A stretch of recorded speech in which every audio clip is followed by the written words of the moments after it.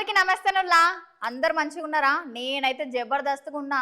మరి అలా మంచి మంచి ముచ్చట్లు అయితే పట్టుకొని వచ్చిన ఆ ముచ్చట్లు చూసే ముందు పెద్ద వార్తలు చూద్దామా? మరి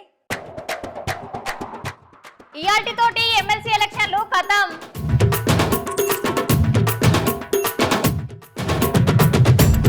100 సంవత్సరాల తండ్రికి ప్రేమతో కొడుకు పాడిన పాట.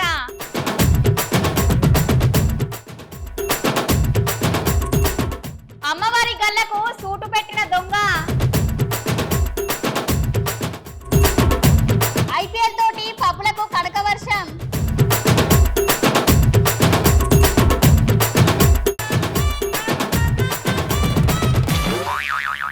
ఇలా జరుగుతున్న ఖమ్మం, ఇక వరంగల్, ఇక నల్గొండ పట్టభద్రుడ ఎమ్మెల్సీ ఉప ఎన్నికల్లో ఎట్లా జరుగుతున్నాయి, ఉదయం నుంచి సాయంత్రం దాకా ఎట్లా జరుగుతున్నాయి, మొత్తం పోలింగ్ కేంద్రాలు ఎన్ని ఉన్నాయి, ఎన్ని అలా ముచ్చట ఇప్పుడు అన్ని తెలుసుకుందాం పాలి.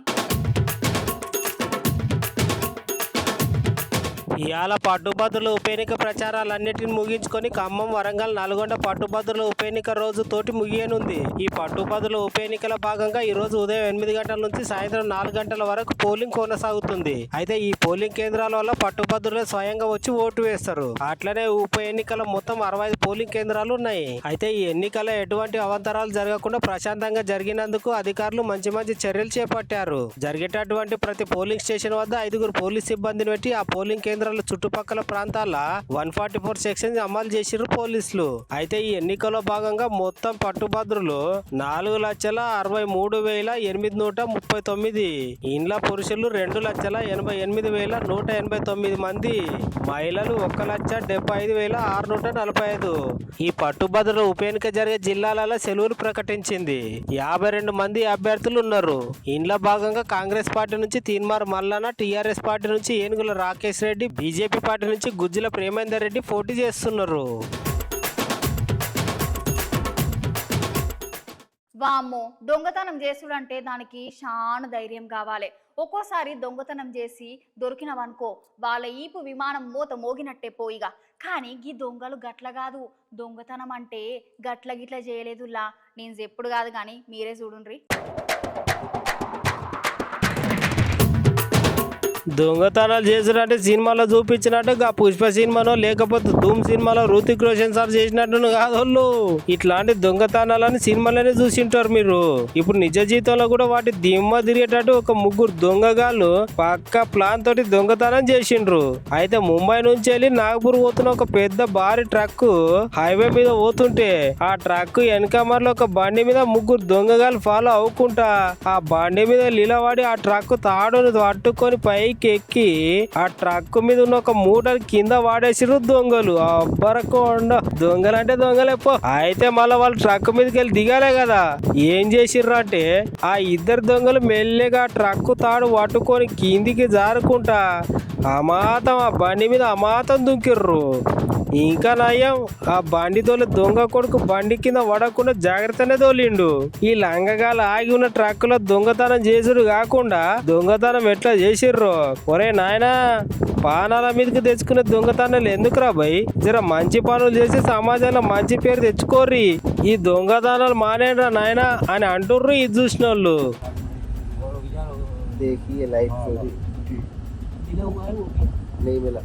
शाजापुर में ही आ जाइए, हम शाजापुर में एक वाले को पता ही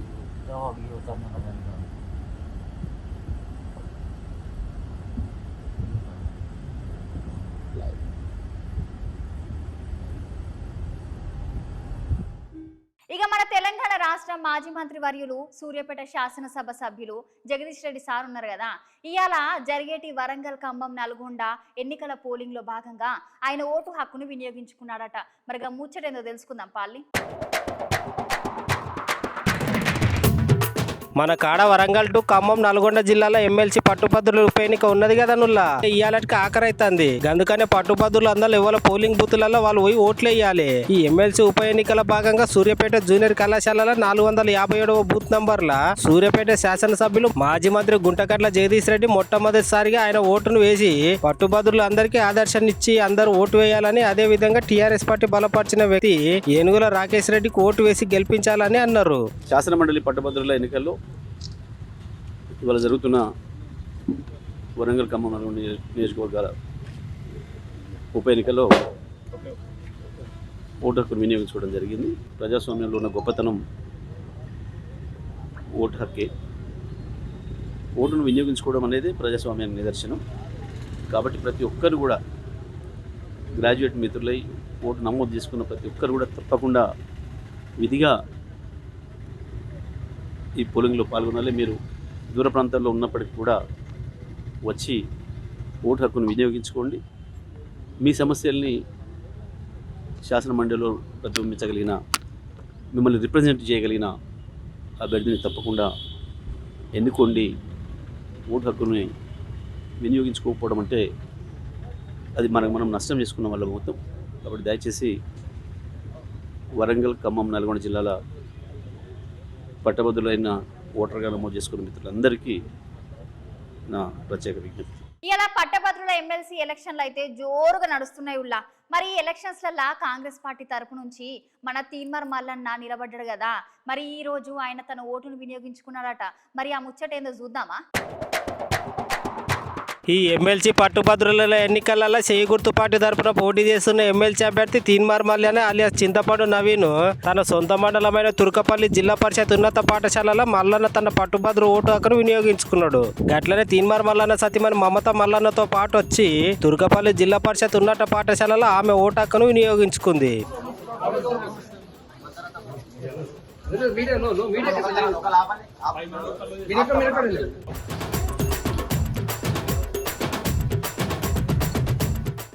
తల్లిదండ్రులు అంటే భగవంతుని స్వరూపులు. అట్లాంటి తల్లిదండ్రులను ఈ కాలంలో కొంతమంది అస్సలు పట్టించుకుంటలేరు.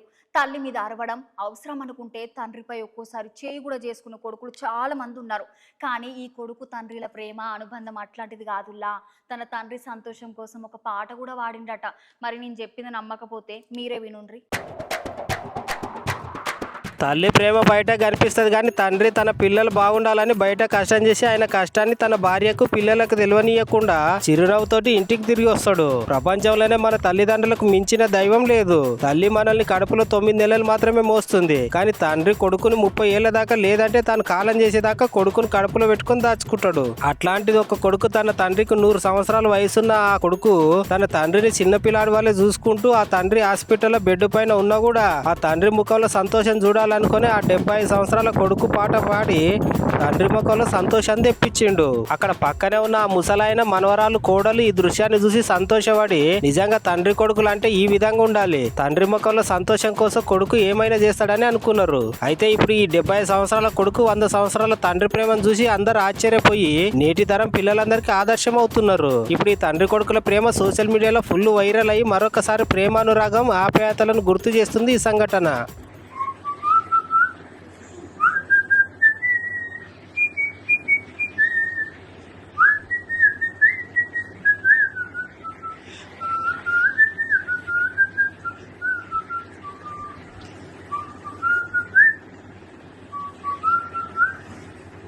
నిలబడేది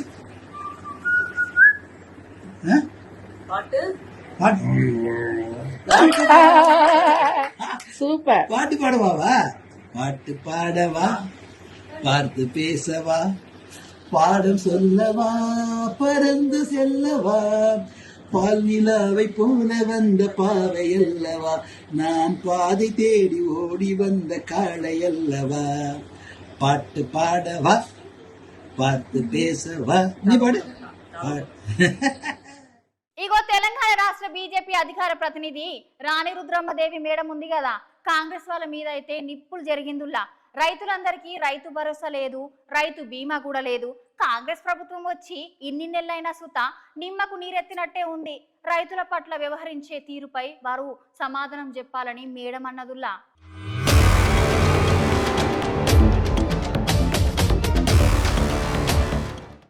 మళ్ళా రైతులు పుస్తెలతాళ్ళు తీసుకుపోయి బ్యాంకులలో పెట్టుకోనో, లేకపోతే అర్తి నడిపేటోళ్ళకి ఇచ్చుకోనో, లేకపోతే అవసరంలో కాడికి తీసుకుపోయి అడ్డికి పావు సేరుకు అమ్ముకోనో, మళ్ళీ వాళ్ళ రైతులు వ్యవసాయం చేసుకునేటటువంటి దుర్భరమైనటువంటి పరిస్థితి, దుర్భరమైనటువంటి కాలం. గతంలో కాంగ్రెస్ అధికారంలో ఉన్నప్పుడు ఉమ్మడి ఆంధ్రప్రదేశ్లో గట్లనే ఉండే. మళ్ళా గటువంటి కాలాన్ని కాంగ్రెస్ ప్రభుత్వం తీసుకొస్తోంది అనేటువంటిది ఇవాళ ప్రత్యక్షంగా జరుగుతున్నటువంటి అంశం. పున్నం నాడు అడిగితే అమాస నాడు ఇచ్చినట్టు పోయినసారి వాళ్ళ అధికారంలోకి రావంగానే ఇవ్వవలసినటువంటి రైతు భరోసా పైసలు మొత్తం కోతలు కూడా అయిపోయి పంట తీసుకొచ్చి మార్కెట్ యార్డ్లో పెట్టినాక ఎలక్షన్లు ఉన్నాయని చెప్పి 2 రోజుల ముంగడ గప్పుడేసింది. ఇవాళ నార్లు పోసుకునేటటువంటి యాళ్ళకు కూడా రైతు భరోసా గురించి సడి లేదు, సప్పుడు లేదు. నకిలీ విత్తనాలు, నకిలీ పత్తి విత్తనాలు సరఫరా చేస్తున్నటువంటి ఒక ముఠాను నల్లగొండ జిల్లాల పోలీసులు అరెస్ట్ చేసింది. అంటే ఇవాళ ప్రభుత్వానికి కళ్ళు కనబడతలేవా? నకిలీ పత్తి విత్తనాలు మార్కెట్ మొత్తం నిండిపోయినాయి. రైతులు గనుక ఆ నకిలీ పత్తి విత్తనాలు తీసుకొని పోయి వాళ్ళు గనుక పంటలు వేసుకుంటే రేపు పొద్దున వాళ్ళ పెట్టుబడి సాయం మీరిస్తలేరు. వాళ్ళ అప్పుల పాలై పెట్టుబడి పెట్టుకున్నాక రేపు పత్తి దిగుబడి రాకపోతే, పూత ఖాతా లేకపోతే వాళ్ళ బ్రతుకులు ఏం కావాలి? తెలంగాణ రాష్ట్ర ప్రభుత్వానికి ఏమన్నా ఆలోచన ఉన్నదా? పైసలు వసూలు చేసి ఢిల్లీకి పంపించడం మీద ఉన్న సోయి ఇవాళ రైతులకు ఇచ్చే పైసల మీద లేదు. అకాల వర్షాలకు పంట నష్టపోయింది. పంట నష్టపోయిన వాళ్లకు మామిడి కాయలు రాలిపోయి కొంతమంది, వడ్లు ఖరాబై కొంతమంది, మొత్తానికే కోతకొచ్చినటువంటి పంట ఖరాబై కొంతమంది, ఇవాళ అవస్థలు పడుతుంటే విత్తనాలు దొరకక కొంతమంది అవస్థలు పడుతుంటే మీకు సో ఎందుకు లేదు అని మేము అడుగుతున్నాం. దొంగలకు దొంగతనం చేసేందుకు ఎవరైనా ఏం తేడా ఉన్నది చెప్పుర్రి. ఉన్నోళ్ళైనా సరే, లేనోళ్ళైనా సరే, పగలైనా ఒకటే, రాత్రైనా ఒకటే. గది ఎవరైనా సరే ఉల్లా దొంగతనం చేసినామా లేదా గంతే కావాలి వాళ్ళకైతే.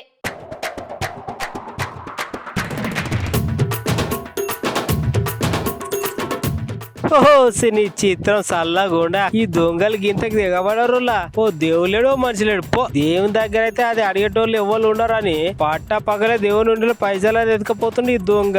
ఈ ముచ్చట ఎక్కడ జరిగిందంటే కాకినాడ సంజయ్ నగర్ ప్రాంతంలో జరిగింది. అయితే ఇక్కడ మహిమ కలిగిన అమ్మవారి గుడిలో ఒకడు పట్ట పగలే గుడి లోపలికి వచ్చి అక్కడ ఉన్నటువంటి దేవుని ఉండిలో దొంగతనం చేసిండు. ఒరే దొంగగా మనుషులన్న 4 దెబ్బలు కొట్టి వదిలిపెడతారు, కానీ అమ్మ దేవతరా నాయనా, పైగా మహిమ కలిగిన అమ్మవారు నిన్ను ఎట్లా విడిచిపెడతాదని అనుకున్నావురా? మర్యాదగా తీసుకపోయిన ఉండిన పైసలు అన్ని అక్కని అప్పచెప్పు, లేదంటే ఆ అమ్మవారి చేతిలో నీకు ఉంటదిరా సామి. సూచిలా దొంగలైతే రాత్రి పుట్టనే పడతారు కదా, కాకపోతే ఇప్పుడు పడ్డ పగల పడ్డారు. గది కూడా అమ్మవారి గుళ్ళ. అమ్మవారు అయితే ఏమన్నది కదా అని డైరెక్ట్ గా గుడికే సూటి పెట్టి ఆ అమ్మవారి ఉండిలో పైసలు అదెక్కపోయి దొంగ నా కొడుకు.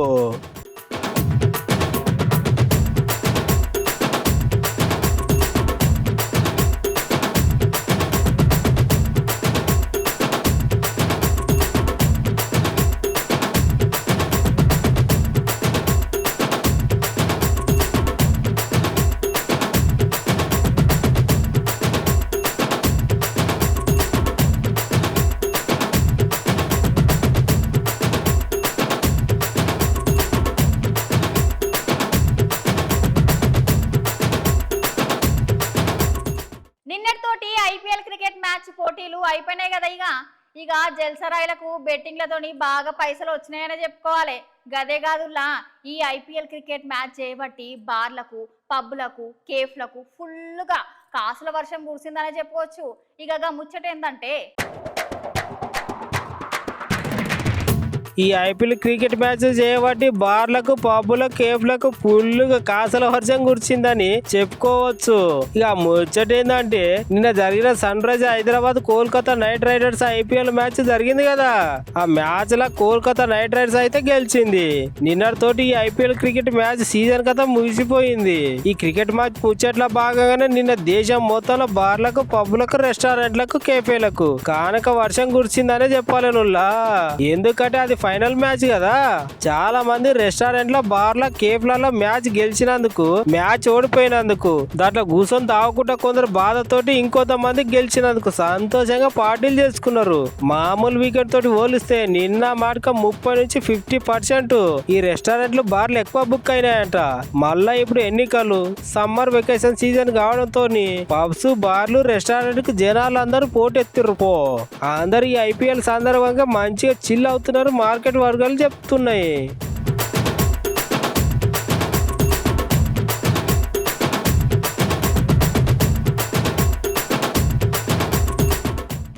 విశాఖపట్నంలో మందు బాబుల ఈ రంగం చూస్తుంటే భలే గమ్మత్తుగా ఉన్నది కదుల్లా.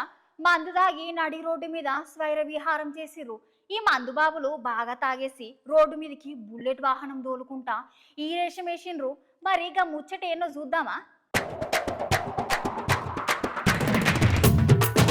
అసలు ముచ్చట ఏంటంటే మన విశాఖపట్నంలో కన్వెంట్ జంక్షన్ దగ్గర పోలీస్ అన్నలు డ్రంక్ అండ్ డ్రైవ్ చెకింగ్ చేస్తా అంటే ఇద్దరు బుల్లెట్ బండి మీద తాగి అక్కడికి వచ్చిండ్రు. పోలీస్ అన్నలు వాళ్ళ డ్యూటీ వాళ్ళు చేయాలి కాబట్టి డ్రంక్ అండ్ డ్రైవ్ టెస్ట్ చేస్తా అంటే ఆ యువకులు పోలీస్ అన్నలకు సహకరించకపోగా వారిని నడుపుతున్నటువంటి బుల్లెట్ బండిని వాళ్ళ పైకి పోనిచ్చి అక్కడి నుంచి తప్పించుకొని పోయిండ్రు. అక్కడ ఉన్న పోలీస్ అన్న కొంచెం దెబ్బలు దాటినాయి. అయినా పక్కపోటి డ్యూటీలో ఉన్న హోంగార్డ్ బాలరాజు ఆ పోరగాలను ఎట్లయినా పట్టుకోవాలని అనుకుని వాళ్ళ వెనుక ఫాలో అయ్యి వాళ్ళిద్దరిని పట్టుకున్నాడు. ఆ తాగబోతు యువకులు నడుపుతున్న వాహనానికి ముందట ఒక నెంబరు, వెనకాల ఇంకో నెంబర్ ఉన్నదట. దీన్ని గమనించి అక్కడ ఉన్న పోలీసులు వాళ్ళు తాగి ఉండటంతో పాటు బండి నెంబర్ కూడా తప్పుగా రాసుకోవడం చేయరని నేరం. వాళ్ళిద్దరికి కఠినమైన శిక్షణ వేయాలని, ఇటువంటి వారికి లైసెన్స్ కూడా రద్దు చేయాలని అన్నారు. లైసెన్స్ ఏదమ్మా? డ్రైవింగ్ లైసెన్స్ మొబైల్ ఎంత పడుతుంది? మొబైల్ ఎంత చాలా చెప్పి ఏడిపించారు. ఏది ఎక్కడ ఉంది బండి నెంబరు? అదేంటి బండి నెంబర్? అది 371 7 ఏది?